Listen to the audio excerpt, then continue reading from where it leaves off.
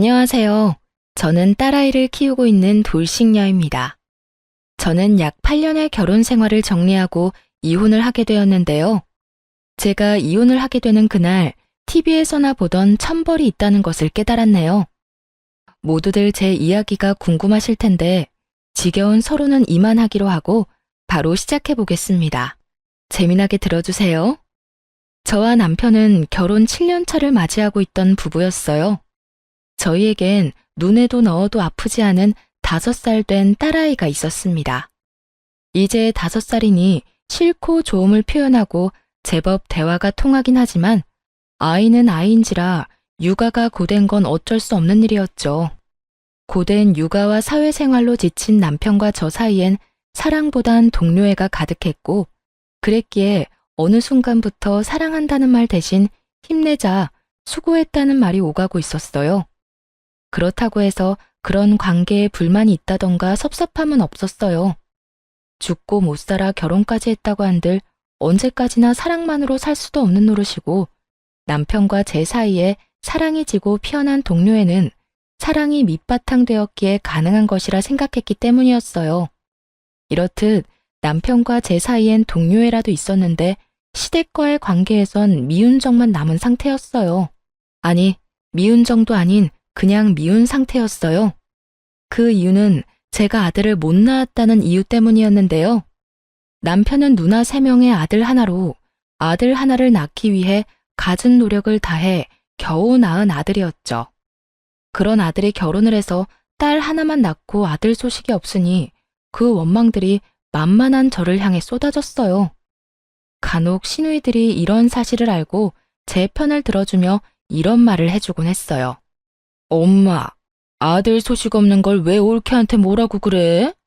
아들 낳고 싶다고 생각만 하면 낳게 되는 것도 아니란 걸 다른 사람도 아닌 엄마가 더 잘 알면서. 그러고 이세 문제는 쟤들이 알아서 할 문제지 엄마가 나서서 이래라 저래라 할 문제가 아니라고. 그러니까 제발 올케 좀 그만 괴롭혀요. 이런 말을 듣고도 시모는 무시하기 일쑤였는데 가끔 입을 연다면 이런 말을 하곤 했습니다. 줄과 외에는 조용히 해.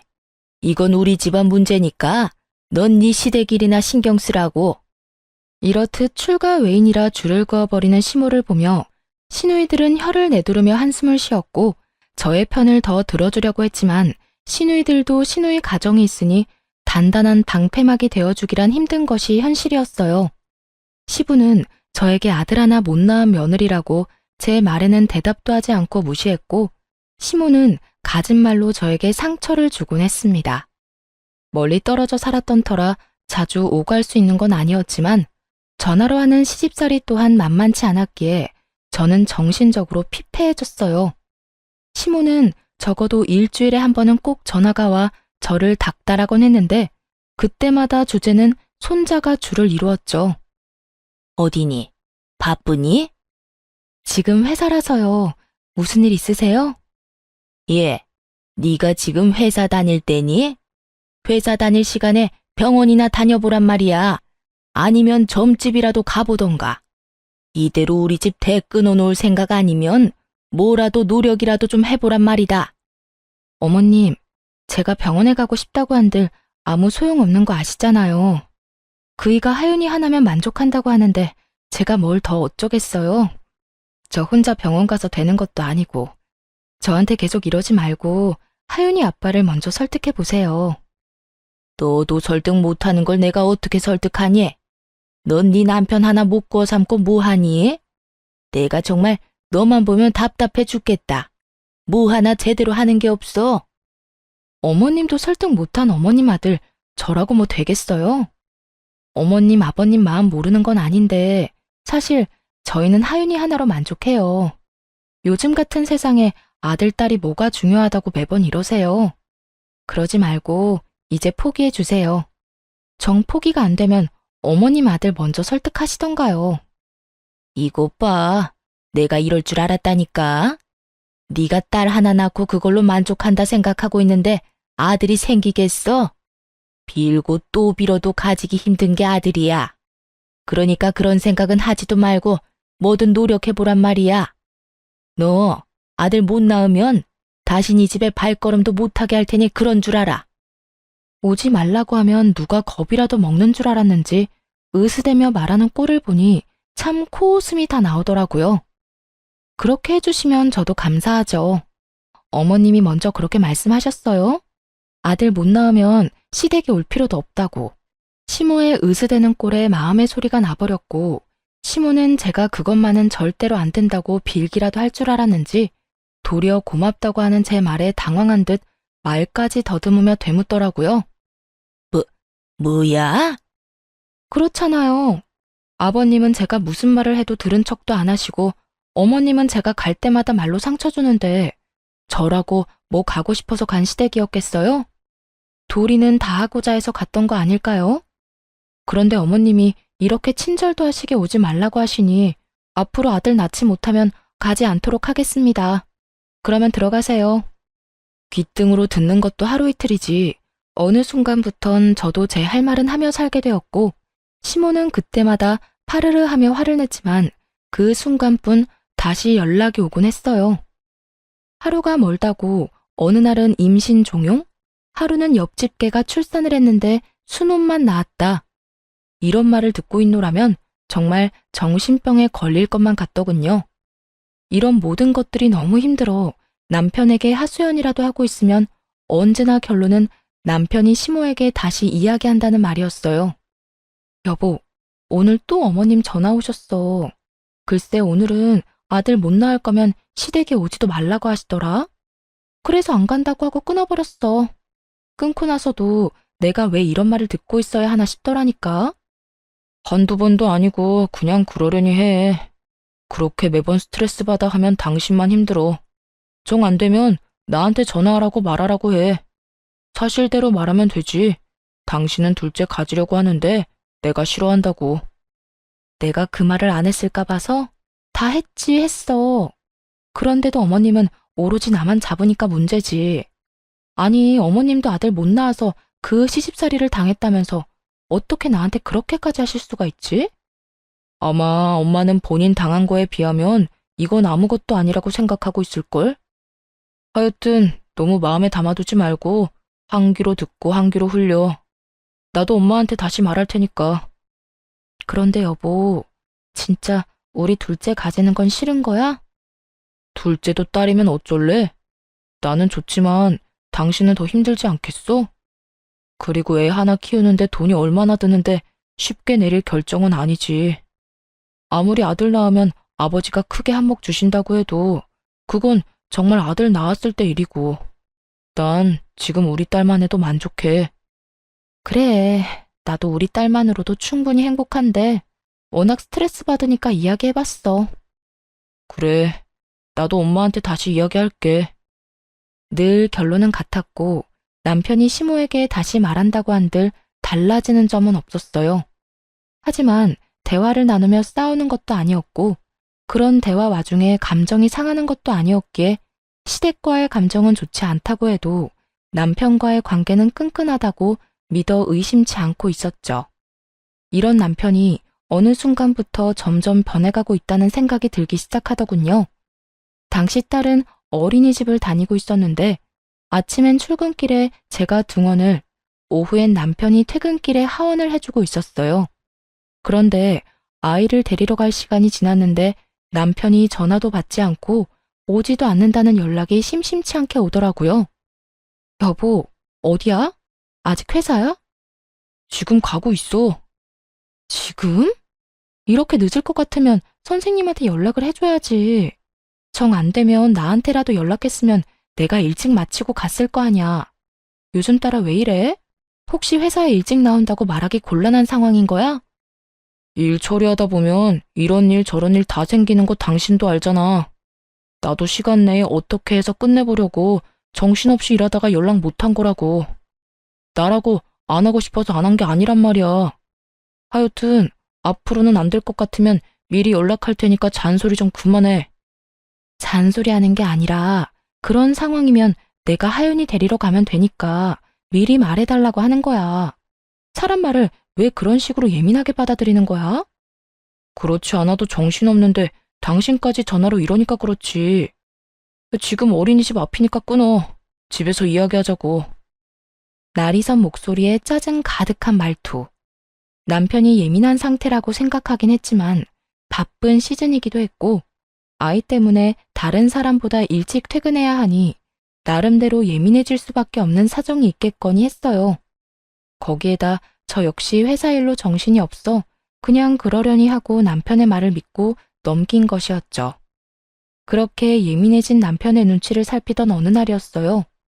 시모가 아무런 말도 없이 집으로 찾아왔더라고요. 때마침 주말이었던 터라 집에 있을 거라 확신하고 아침 7시부터 불시에 들이닥친 것이었어요. 어머님, 이 시간에 연락도 없이 무슨 일이세요? 아침부터 어디 갈 일은 없을 테니 연락도 없이 왔지. 하윤이는 일어나 있을 테고 우리 아들은 자니? 아, 네. 하윤이 아빠는 어제 늦게 들어와서 아직 자고 있고 하윤이는 아까 일어나서 놀고 있어요. 하윤이 아빠 깨울까요? 됐다, 둬라. 피곤한 사람 깨우긴 왜 깨워? 아이고, 일단 이거부터 받아봐라. 무거워서 팔 떨어지겠어. 시모는 끙끙거리며 저에게 박스를 건넸고 받아서 들었더니 한약이더라고요. 어머님, 이게 무슨 약이에요? 무슨 약이긴 네 약이지. 임신 잘 되는 약이야. 용하다는 데서 지어왔는데 그 약 먹고 아들 낳은 사람이 한두 사람이 아니다더라. 이거 먹기만 하면 아들은 무조건 낳는다고 하니 빼놓지 말고 먹기나 해. 내가 큰맘 먹고 큰돈 주고 사온 거니까. 세상에 그런 약이 도대체 어디 있냐고 말하고 싶은 걸 얼마나 참았나 모릅니다. 하고 싶은 말을 곧이곧대로 다 했다간 괜한 말만 길어질 것이 뻔했기에 그냥 참기로 한 것이었죠. 시모는 한약을 제게 건네고 딸이 있는 거실로 가며 아침을 차리라고 했고 전 일단 밥부터 먹이고 보내자 싶었어요. 그렇게 주방에서 상을 차리는데 거실에서 시모의 말소리가 들린다 싶더니 딸의 우는 소리가 들려오더라고요. 네가 그냥 나올 게 아니라 뭐라도 하나 달고 나왔으면 내가 이 고생은 안 해도 될 텐데. 넌 도대체 엄마 뱃속에서 뭐 했니? 남들 다 달고 나오는 거 하나 안 달고 나오고. 어휴, 꼴 보기 싫으니까 방에 가서 놀아. 시모가 딸을 마땅치 않아 한다는 건 익히 알고 있긴 했지만 직접적으로 딸에게 저딴 말이나 한다거나 저런 행동을 한 적이 없었기에 딸만큼 저 역시 놀랐어요. 이럴 줄 알았다면 한 공간에 두 사람을 두는 일도 없었을 텐데 설마 저딴 말을 아이에게 할 거란 생각도 못했던 것이었죠. 시모는 딸에게 삿대질하며 방으로 들어가라고 고함을 지르고 있었고 딸은 시모의 모습에 놀라 울고 있더군요. 그 순간 정말 피가 거꾸로 솟는 느낌이 들어 딸아이를 안방 남편의 품에 안겨주고 거실에 나와 시모에게 소리를 질러버렸어요. 지금 뭐 하는 짓이세요? 왜 애꿎은 하윤이한테 이러세요? 내가 뭘 어떻게 했다고 그러니? 못할 말한 것도 아니고 없는 말한 것도 아닌데. 그런 말은 애한테 할 말도 아닐 뿐더러 그런 행동은 절대로 하면 안 되는 행동인 거 모르세요? 애가 얼마나 놀라고 상처받을지 그런 생각은 전혀 안 하시냐고요. 어머님한테 하윤이는 손주도 아니에요? 어쩌면 손주한테 그런 식으로 행동할 수 있냐고요. 내 아들 딸이니 손주가 맞긴 하다만 달가운 손주가 아니란 건 너도 잘 알지 않니? 내 입장에서 머리라도 한 대 콱 쥐어받고 싶은 걸 그냥 눈앞에서 사라지라고 해준 거다. 그러니까 네가 지금 나한테 화낼 게 아니라 고맙다고 해야 할 상황이다 이 말이야. 그런 말이나 하실 거면 그냥 돌아가 주세요. 뭐야? 그런 말 같지도 않은 말씀 하실 거면 그냥 돌아가시라고요. 여긴 엄연히 저희 집이고 저희 딸 공간이에요. 저희 공간에서 그런 말 하는 거 저 굉장히 불쾌하고 싫습니다. 그러니 돌아가 주세요. 이미 전 시모와 마주하기도 싫은 상태였고 그랬기에 당장 나가라는 제 말은 꽤 단호했어요. 시모도 그걸 느낀 것인지 하나마나한 아들집 유세를 펼치며 저의 길을 누르려고 애쓰더군요. 이게 어디 시어미한테 가라 마라 명령질이야? 너희 공간? 웃기고 있네. 여긴 엄연히 내 아들 집, 내 아들이 사는 공간인데 왜 내가 나가야 해? 난 못 나간다. 절대 못 나가. 시모는 어깃장을 놓으며 고함을 지르고 있었고, 그런 시모의 고함에 남편이 방에서 나오더라고요. 이미 잠에서 깨 울던 딸을 달래주느라 한껏 지친 모습으로 말이죠. 도대체 이 아침부터 이게 무슨 일이야? 엄마는 이 아침에 여긴 왜 왔어? 당신은 왜 아침부터 그렇게 화를 내는 거고? 당신, 엄마가 우리 딸한테 뱃속에서 남들 다 달고 나오는 거 하나 못 달고 나왔다고 구박하는 것도 모자라 애한테 꼴 보기 싫다고 방에 들어가라고 화까지 내셨어. 그 덕에 우리 하윤이는 지은 죄도 없이 혼나서 울고. 난 다른 건 다 참아도 우리 하윤이한테까지 이러는 건 못 참아. 그러니까 당신이 지금 빨리 어머님 모시고 나가. 당장. 너 지금 이 시어미를 내쫓기라도 하겠다는 게야? 네. 저는 제 자식한테 함부로 대하는 사람을 저희 집에 두고 볼 수만은 없네요. 그게 어머님이라 할지라도 말이에요. 저의 흥분은 결혼 생활 이래 최고조에 달해 있었고 남편은 그런 제 모습에 한숨을 내쉬더니 노발대발 중인 시모를 잡아 끌고 집을 나가버리더라고요. 남편이 시모를 데리고 나가버린 후 아무래도 남편이 돌아오면 말싸움을 할 것만 같았어요. 그렇지 않아도 많이 놀랐을 딸아이에게 그런 모습까지 보여주고 싶지 않았어요. 그래서 딸아이를 친정에 맡기고 돌아와 남편을 기다렸어요. 이참에 확실하게 마무리 지어야 한다는 생각이 강하게 들더군요. 그렇게 제가 마음을 다잡는 사이 남편이 집으로 돌아왔고 대화를 시작했어요. 여보, 앞으로 한동안 당신 집이랑 멀리하고 지내고 싶어. 다신 이런 상황 우리 딸이 겪게 하고 싶지 않아. 오늘 일은 엄마가 심했단 거 나도 인정해. 그런데 아무리 그렇다고 해도 그건 아니지.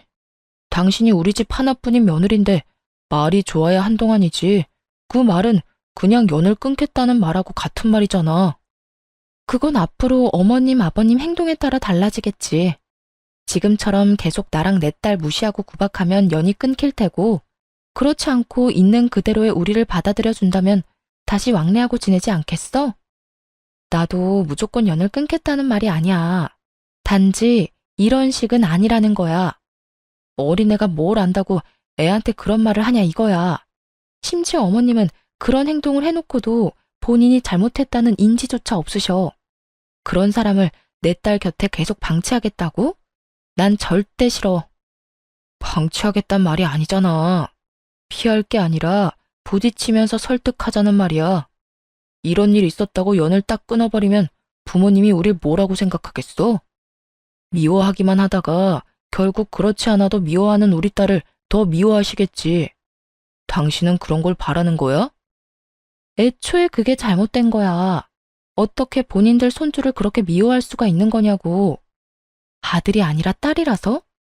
그런 이유로 미워하는 티를 애한테 팍팍 내는데 그런 게 잘못됐다는 거 당신은 정말 몰라서 그래? 우리가 부모니까 우리가 딸을 보호해야 하는 게 맞는 거 아니야? 하여튼 나하고 하윤이는 한동안 시댁엔 안 갈 거니까 그런 줄 알고 어머님께도 우리 집에 오지 말라고 해줘. 당신이 전하지 않으면 내가 직접 말할 테니까 그런 줄 알고. 전 이때도 그렇고 지금도 그렇고 제가 틀린 말 했다고 생각하지 않습니다. 시모의 행동은 선을 넘었고 상식을 벗어난 수준이었어요. 시부모님 입장에서 손이 귀한 집에 손주 한번 안아보지 못해 섭섭하고 안달이 난 마음을 이해하지 못하는 것은 아니었어요. 하지만 본인 아들이 그렇게 둘째는 싫다고 하는 가운데 그 비난의 화살을 저와 제 딸에게 쏘아버리는 건 저로서는 절대 용납할 수도 용납해서도 안 되는 일이라 생각했습니다. 그래서 전 남편에게 제 뜻을 굽히지 않고 말하게 되었고 남편은 그저 시댁의 입장에서만 생각한다 싶더니 결국 저의 성격을 트집잡아 화를 내기 시작하더라고요. 당신 진짜 이런 사람이었어? 무슨 여자 성격이 이렇게 대쪽 같아? 좀 아닌 것 같아도 상황에 따라서 좀 굽힐 줄도 알아야지. 하나부터 열까지 무조건 당신 말대로 당신 뜻대로 다 해야 그 직성이 풀리는 거야? 이런 상황이니까 굽히지 않는 거야. 내가 지난 결혼 생활 동안 이렇게까지 싫다고 한 적이 있었어? 누구보다 잘 아는 사람이 왜 그런 식으로 말해? 아, 됐어. 당신한테 진짜 실망이 크다. 난 당신이 이런 여자인 줄 꿈에도 몰랐다. 당신이 뭐라고 하든 난 우리 집에 갈 거니까 당신은 당신이 하고 싶은 대로 해. 더는 이 이야기 하지도 말자. 진짜 질리니까. 치열한 말다툼 끝에 남편은 마음대로 하라고 아주 큰 소리를 지르며 방으로 들어가 버렸고, 그렇게 저희의 각방살이가 시작되었어요. 다음날 딸을 데리러 친정에 갔더니 엄마가 굳은 표정으로 절 조용히 부르더라고요. 딸, 너 이것 좀 봐라. 굳은 표정으로 엄마가 저에게 건네준 것은 다름 아닌 딸이 그린 그림이었어요.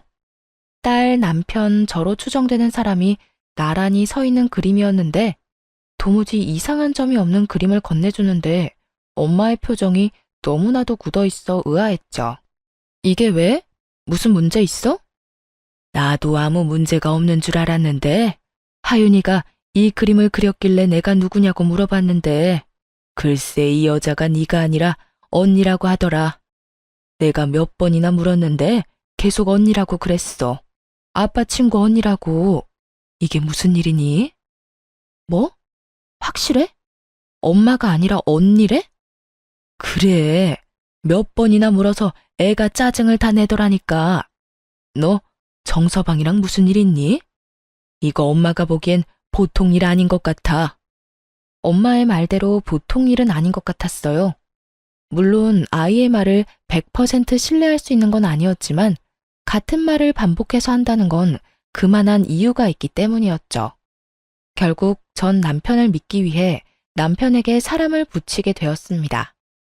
이렇게 오해만 쌓여나가다간 우리 부부 사이에 모르긴 몰라도 큰일이 벌어질 것이 뻔했기 때문이었죠. 흥신소의 연락을 기다리면서도 얼마나 바라고 또 바랐는지 모릅니다. 제발 딸의 착각이기를, 제발 제 결혼 생활의 종지부를 이런 식으로 찍게 하지 말아달라고 말이죠. 하지만 저의 이런 바람과는 달리 흥신소에서 전해온 소식은 제 결혼 생활의 끝을 알리고 있었고, 제가 모르고 있던 현실은 정말 충격 그 자체였습니다.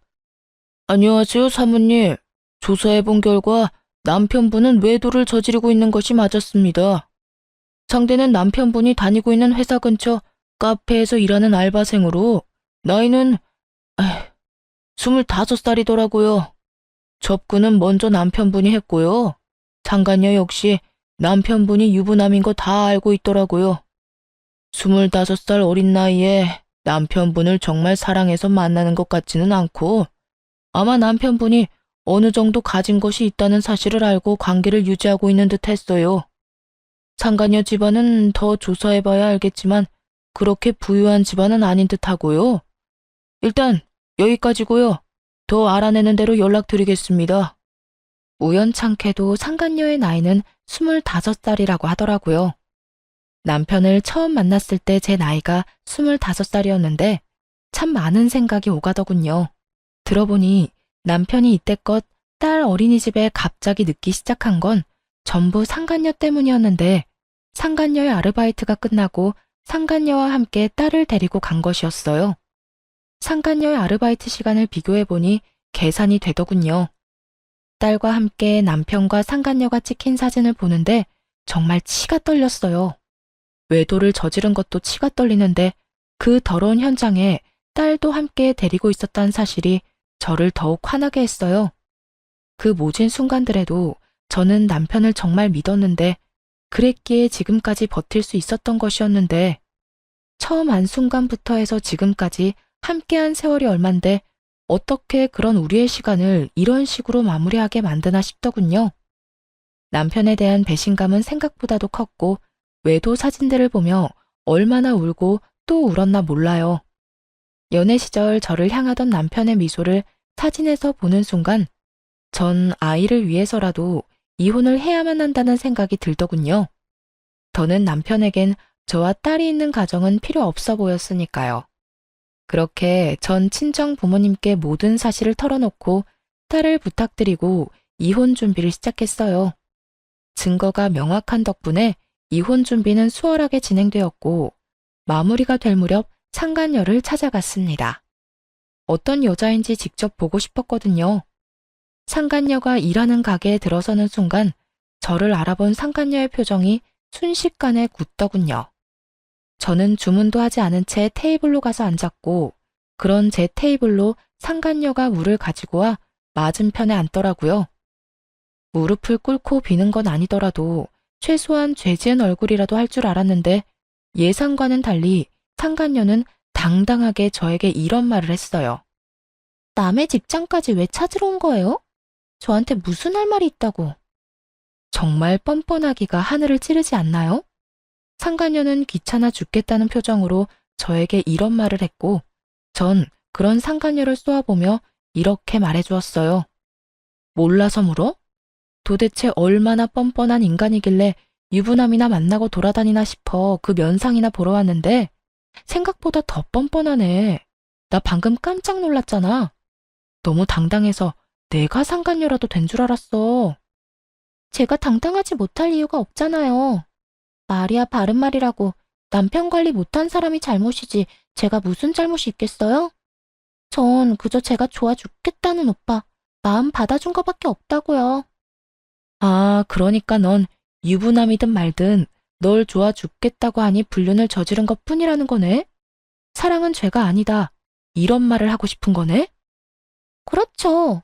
오빠가 그러는데 어머님이랑 아버님이 손주 기다린다고 하더라고요.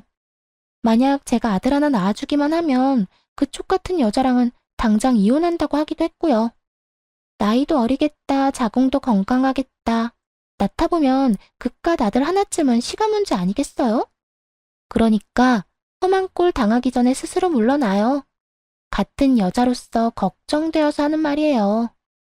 걱정? 참 감동적이네. 가정 있는 남자 만나느라 그렇지 않아도 바쁠 텐데 내 걱정까지 해주고 말이야. 그런데 어떡하지? 난 네 걱정 따위는 필요 없는데. 내 앞에서 자존심 세워봤자 소용없어요. 그렇게 아득바득 노력해봤자 어차피 그쪽은 나한테 남편 뺏긴 불쌍한 여자일 뿐이니까요. 그러니 내가 한 말 너무 고깝게 듣지 말고 새겨들어요. 아, 그리고 내가 그쪽한테 위자료 많이 챙겨주라고 우리 오빠한테 잘 말해둘 테니 애 키울 돈 걱정은 하지 말아요. 나 그렇게까지 못된 사람은 아니거든요. 찾아올 때만 해도 조용히 있다가 가려고 했는데 상간녀 하는 꼴을 보니 그냥 가선 안 될 일이더군요. 남의 가정을 파탄으로 몰고 간 주제에 당당해도 너무 당당한 꼴을 짓밟아줄 필요가 있다고 생각했어요. 그래서 전 그대로 자리에서 일어서 상간녀의 뺨을 내리쳐버렸어요. 양쪽 뺨 다 말이죠. 갑자기 일어난 상황에 가게한 모든 시선은 저희에게로 향했고 전 상간녀를 향해 이렇게 말해주었어요. 뭘 그렇게 봐. 네가 내 남편을 빼앗아 갔는데 이 정도는 해야 내 속이 풀리지 않겠니? 위자료? 잘 말해주면 좋지 나도. 그런데 내 위자료는 내가 알아서 잘 받아낼 수 있으니까 걱정하지 마. 참고로 너한테도 받아낼 생각이니까. 너도 돈 준비하는 게 좋을 거야. 금액이 네 생각보단 꽤 클 거야. 그러니까 넌 돈 준비나 똑바로 하고 아들 낳을 준비나 해. 너도 나처럼 아들 못 낳으면 네 오빠가 또 바람 피울지 누가 알겠니? 그럼 나는 이만 가볼 테니까 그딴 쓰레기 같은 집안에서 다 같이 한번 잘 썩어봐. 상간녀는 저를 노려보며 부들부들 떨고 있었고 전 그런 상간녀를 뒤로 한 채 집으로 돌아왔습니다. 소파에 앉아 얼얼한 손을 식히고 있는데 화가 난 남편이 집으로 들어와 저에게 따져묻기 시작하더군요. 야, 너 꼭 거기까지 찾아갔어야 했어? 너랑 내 문제인데 왜 M&A를 찾아가서 그 곤욕을 겪게 만들어? 그 순간에도 남편은 제가 외도 사실을 안 것 자체에는 관심조차 없었고 그저 상간녀가 겪게 된 상황만 불만이 가득해 보이더라고요. 정말 오만정이 다 떨어진다고 그러죠? 저는 남은 정이 없다고 생각했는데 그렇지 않았는지 노발대발 남편을 보고 있는데 정이 뚝뚝 떨어지는 느낌이 들었어요. 이게 어떻게 너랑 내 문제만 돼? 그리고 곤욕? 나는 내 남편과 내 딸의 아빠를 잃게 생겼어. 그런데 그까짓 일이 곤욕이래? 그래, 네가 오늘 찾아가서 그 난리를 피워준 덕분에 유진이 일자리도 잘리고 얼굴까지 못 쓰게 됐더라. 네가 때렸다며? 그러면 내가 거기까지 그냥 인사만 하려고 간 줄 알아? 그리고 똑바로 알기나 해. 딱 2대 때렸어. 그 2대로 걔 얼굴이 못쓰게까지 됐다고 하면 걔 얼굴에 문제가 있는 거야. 알겠어? 진짜 못쓰게 만들어주려다가 겨우 참은 사람 그만 건드려. 진짜 이해가 안 돼서 하는 말인데 지금 당신이 뭘 잘했다고 나한테 큰 소리야? 지금 무릎 꿇고 제발 이혼해달라고 빌어야 하는 상황인 거 몰라? 너 지금 내가 이혼 안 해주면 이혼도 못해. 배운 만큼 배웠다는 사람이 몰라서 이렇게 내 앞에서 당당한 거야? 내가 바람 피운 것까지 다 알게 됐는데 당신이 나랑 계속 살겠어? 그럴 리가 없잖아. 그동안 허투루 산 건 아니었나 보네. 그건 아는 걸 보니 말이야. 그래, 나 이혼할 거야. 그런데 그냥 편하게는 이혼 못 해주지. 원하는 게 뭐야? 양육비 다 필요 없으니까 이 집 나한테 넘겨. 위자료도 물론 줘야 할 거고 나 상간녀 소송도 할 거니까 그런 줄 알아. 뭐? 이 집을 넘기라고? 그게 말이나 돼? 이 집 살 때 내 돈도 절반 들어갔고 그 절반만 넘기는 건데 뭐 그렇게 쪼잔하게 굴어. 이 이혼 하루라도 급한 사람은 내가 아니라 너 아니니? 얼른 그 여자랑 살림 차리고 아들 하나 낳아야 할 거 아니야. 그 여자는 그런 삶을 원하는 것 같던데. 남편은 고민하는 듯 싶더라고요. 집을 넘기는 것이 아깝긴 하지만 25살의 어린 상간녀를 잃는 것이 더 아까웠던 남편은 결국 저의 뜻대로 해주기로 했습니다. 정말 최악 중에 최악이지 않나요? 딸의 면접 교섭권도 포기하고 오로지 어린 여자 하나에 미쳐서 모든 것을 넘겨버리는 그 꼴이 말입니다. 그렇게 미쳐준 덕에 저는 제가 원하는 걸 다 가지긴 했지만 한심한 마음이 드는 건 어쩔 수가 없더라고요. 어쨌든 저는 이혼을 진행하게 되었고 상간녀 소송도 진행해 위자료를 받을 수 있었어요. 여러 가지 소송이 진행되며 상간녀와 전 남편이 조금씩 다투는 모습을 보기도 했지만 그까짓 일로 헤어질 거란 기대는 하지 않았어요. 그저 저는 돈과 집을 얻었고 무엇보다 제 딸을 지켰으니 다 되었다 싶었어요. 그렇게 이혼을 하게 되었고 이혼 의사 확인서를 제출하고 비로소 완전한 돌싱이 된 날이었어요.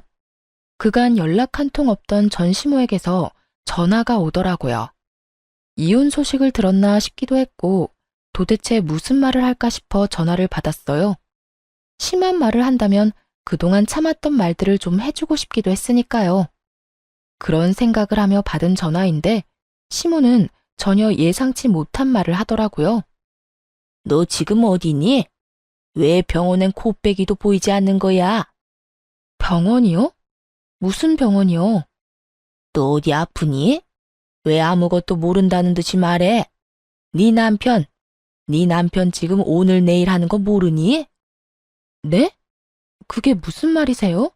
제 남편이 왜 오늘 내일 해요? 병원에 있다뇨.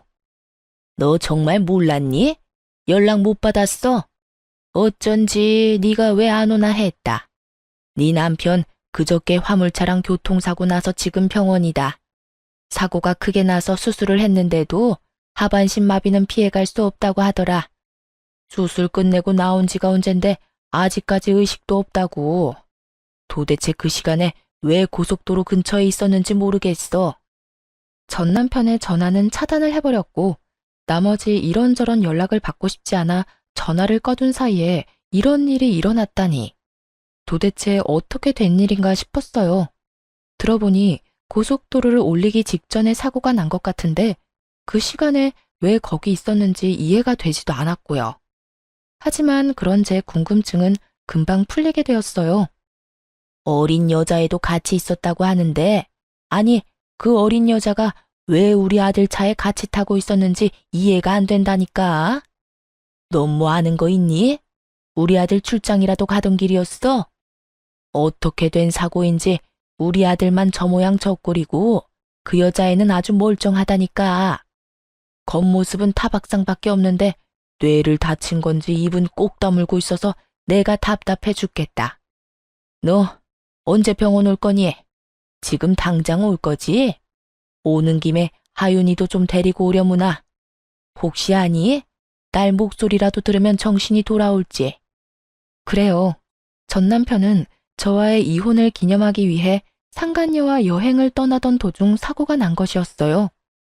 생각보다 크게 난 사고에 남편은 하반신 마비가 되어버렸고 상간녀는 크게 다치지 않아 의식이 돌아오긴 했지만 신분 상승의 꿈을 눈앞에 두고 무산되어 버리자 그 충격에 입을 다물고 있었던 것이었어요. 전 아무것도 모르고 딸아이까지 들먹이며 당장 병원으로 오라는 시모에게 모든 사실을 알려주기로 했어요. 어머님, 아니, 아줌마, 저 이제 아줌마 며느리 아니에요. 무엇이 어쩌고 저쩌고 해? 아줌마? 며느리가 아니야? 네, 저 오늘부로 이혼 확정나서 서류도 다 정리됐고요. 이제부터 아줌마 며느리는 제가 아니라 거기 입 꼭 다물고 있는 그 어린 여자애가 아줌마 며느리예요. 말이 되는 소리를 해라. 저 젊은 여자애가 왜 내 며느리야? 너 지금 어디 아프니? 그렇지 않고서야 그런 말도 안 되는 소리를 해. 아줌마 능력 좋은 아들이 글쎄 25살짜리 여자랑 산다고 가정을 버렸지 뭐예요? 그러니 제가 아니라 그 망연자실에서 아무 말도 안 하고 있는 그 여자애가 아줌마 며느리 아니겠어요? 이제 전 엄연한 남이니까 남한테 전화해서 엄한 소리 하지 말고 예비 며느리한테나 가보세요. 저는 전화를 끊어버렸고 바로 전화기를 다시 꺼버렸어요. 이렇게 좋은 날 더는 방해받고 싶지 않았으니까요. 그렇게 집으로 돌아와 생각을 정리하는데 아무리 생각해도 하늘이 저를 대신해 전 남편에게 복수를 해줬다는 생각이 들더라고요. 그렇지 않고서야 하필 이런 타이밍에 이런 소식을 들을 순 없었을 테니까요.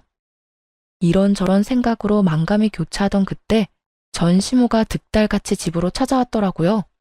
잔뜩 화가 난 채로 저를 남편 버린 여자로 몰아세우기 시작하는데 막장 드라마 작가가 따로 없더군요. 너, 네 남편 불구됐다고 이렇게 버리는 거 아니다. 너 그런 식으로 살면 하늘에서 가만둘지 아니? 모르긴 몰라도 너도 살아가는 내내 순탄하지 않을 게야. 이 나쁜 것, 어떻게 그런 말도 안 되는 거짓말을 하는 것도 모자라 남편은 다 죽어가는데 자기 혼자 이러고 쉬고 있어? 아줌마, 이거 잘 보세요. 내 말이 거짓말인가 아닌가. 두 눈으로 똑똑히 보고 그딴 말도 안 되는 말 계속하라고요. 저는 혼자 소설을 써대고 있는 전시모에게 외도 증거들을 보여주었습니다. 한참을 놀란 눈을 하고 증거들을 보던 전시모는 전 남편이 딸까지 데리고 상간녀를 만난 모습에 많이 놀란 듯 억소리까지 내더군요. 그랬겠죠. 전 남편이 딸이라면 죽고 못 사는 모습이 기억날 텐데 지금 본인의 손에 들린 사진은 다른 진실을 말해주고 있었으니까요. 이제 알겠죠? 제가 먼저 배신한 게 아니에요. 아줌마 아들이 먼저 외도를 저질렀고 그것도 모자라 그 여자 때문에 가정까지 버렸다고요. 그렇게 예뻐하던 딸 양육권까지 포기하고 가버린 건 다름 아닌 아줌마 아들이라고요. 아무리 그래도 너희가 함께한 세월이 얼만데 병원 정도는 가줄 수 있지 않니? 내가 이 나이에 그 뒷바라지를 어떻게 한단 말이니? 그러지 말고 한동안 병원 좀 가서 네가 우리 아들 병시중 좀 들어다오. 사람을 구하긴 했어도 믿을 수가 없어. 그러니까 네가 좀 가서 도우라니 말이야. 아줌마 아들이 누굴 닮아서 그렇게 뻔뻔하나 싶었더니 다 아줌마 닮아서 그리 뻔뻔했나 봐요. 뭐야? 아니 사람이 뻔뻔해도 정도가 있지. 어떻게 다른 이유도 아니고 남편이 바람 피워서 헤어졌는데 그런 전 남편 병시종을 들라고 할 수가 있어요? 진짜 궁금해서 묻는 말인데 아줌마 얼굴은 철판이라도 까졌어요? 그렇지 않고서야 이렇게까지 뻔뻔할 수는 없을 것 같아서요. 저는 제가 느끼는 감정과 더불어 머릿속에 있는 말들을 그대로 전시모에게 전해주었고 그런 제 말에 화가 머리끝까지 난 전시모는 제 머리채라도 잡을 요량으로 저에게 달려들더군요. 전 그대로 전시모의 손과 몸을 제압해버렸고 그대로 문 밖으로 던져버렸어요. 그리곤 예전 전시모가 사주었던 한약을 바닥에 고꾸라진 전시모에게 다 던져버리곤 이렇게 말했습니다. 워낙 귀한 거라고 하니 한 첩도 안 먹었어요. 이 귀한 거 버리기엔 아깝고 저는 이제 필요도 없으니 젊은 예비 며느리 가져다 주세요. 평생의 소원이었던 손자는 품에 안아봐야 하지 않겠어요? 아들 몸이 그 모양 그 꼴이라 가능할지는 몰라도 그 여자가 아들 하나는 무조건 낳아준다고 했으니 얼른 가서 잘 구슬려 보세요. 너, 네가 감히 나를 이딴 식으로 대해? 이딴 식으로 대해준 것만 해도 고맙다고 생각하세요. 생각 같아선 없던 죄도 만들어서 경찰에 신고하고 싶은 심정이니까. 감히 여기가 어디라고 찾아와서 이 난리예요? 여기가 어디긴? 여기 내 아들 집이지. 그래, 여기 내 아들 집인 거 잊었니? 너희가 아무리 반반 결혼했더라도 여긴 내 아들 명의로 된 내 아들 집이야. 아참, 그 말 한다는 걸 깜빡했네요. 이 집 애초에 아줌마 아들 명의였던 적 없어요. 아줌마가 하도 우겨대니까 그냥 아줌마 아들 명의로 한다고 하고 공동 명의로 해놨었어요. 그리고 이혼할 때 제 명의로 다 옮겨왔고요. 그러니까 이게 무슨 말이냐면 이 집은 아줌마 아들과는 아무 상관도 없는 제 명의, 제 집이란 뜻이에요. 그러니까 이상한 소리 하지 말고 저희 집 복도에서도 사라져 주세요. 여기에서 이러고 있는 것도 꼴 보기 싫으니까요. 저는 그대로 문을 닫아버렸고 한동안 밖은 전 시모의 난동으로 인해 시끄럽더라고요. 하지만 그것도 잠시 신고정신 투철한 주민 여러분 덕분에 전 시모는 쫓겨나듯 아파트를 떠나게 되었어요. 그 후 들려오는 소식엔 저에게 위자료를 주느라 빚을 낸 상간녀는 하는 수 없이 하반신 불구가 된 전 남편과 함께 전 시댁으로 들어갔다고 하더군요. 하지만 전 시모와 전 시부는 큰맘 먹고 들어간 상간녀를 아들 불구로 만든 재수없는 년이라고 하며 쉼없이 상간녀를 괴롭혔고 상간녀의 방패막이 되어야 할 전 남편은 폐인이 되어 그 모든 것을 방치했다고 하더군요. 결국 견딜 수 없었던 상간녀는 야반 도주를 해버렸는지 그들의 부모는 완전 폐인이 되어버린 아들을 안고 오늘 내일 하며 살고 있다는 이야기를 들을 수 있었습니다. 이 모든 이야기를 어떻게 알았냐고요? 상간녀가 전 시댁을 떠나던 날 밤 저에게 전화가 왔더라고요. 전 남편의 휴대전화에서 제 번호를 찾았다면서요. 번호를 알면 전화해도 되는 사이라고 생각했니? 어떻게 넌 끝까지 이렇게 뻔뻔하니? 내가 오죽했으면 이렇게 전화까지 했겠어요. 아줌마는 나한테 다 이야기해줄 수 있었잖아요. 오빠 식구들이 저런 인간 같지도 않은 인간이라는 거 말해줄 수도 있었잖아요. 그때 그 한마디만 해줬더라도 내 꼴이 이렇게까지 우스워지진 않았을 거라고요. 내가 뭘 잘못했다고 사람을 쥐잡듯이 잡아요? 내가 뭘 잘못했다고 아들 잡은 년 취급을 하냐고요. 내가 그런 말을 왜 해줘? 네 말대로 남편 관수도 못해서 딴 년한테 남편 뺏긴 여자가 너한테 그런 충고할 자격이나 있었겠어? 그리고 네 인생 네가 꼬아놓고 왜 엄한 사람 탓을 해? 정신 차려 이 한심한 거사. 어린 나이 하나 믿고 남자 홀릴 땐 언제고 이제 와서 뭐가 어쩌고 저쩌고 해? 왜 말을 안 해줬냐고? 아직 험한 꼴 덜 당했지. 인생 더 나락으로 가게 한번 만들어줘봐. 네가 어디 있는지 어디서 뭘 하는데 어떻게 해서든 알아내서 실시간으로 네 시엄마한테 다 알려줘봐. 이 여자가 진짜 미쳤나? 그러기만 해요, 어디? 내가 진짜 가만 안 있어. 그러니까 피차 귀찮은 일 만들지 말고 연락 좀 하지 마. 알겠어? 그 후론 정신 나간 상간녀에게 연락이 오는 일은 없었고 그 대신 예전 시부모가 집으로 찾아오더군요. 전 문도 열어주지 않았고 그 후 집을 이사해버렸어요. 집을 옮기는 김에 친정도 이사하게 되었고 큰 집을 사 함께 지내고 있습니다. 어느새 초등학생이 된 딸은 마음이 아프지만 다행스럽게도 아빠를 찾는 일은 거의 없어요. 크면서 아빠를 찾는 일이 생길 수도 있겠지만 제가 많은 사랑을 주며 키운다면 딸도 모든 사실을 잘 이해하고 넘길 수 있을 거라 생각하고 있어요. 처음 전 남편의 외도 사실을 알았을 때 이혼을 다짐하면서도 딸 때문에 고민하지 않았던 건 아니었어요.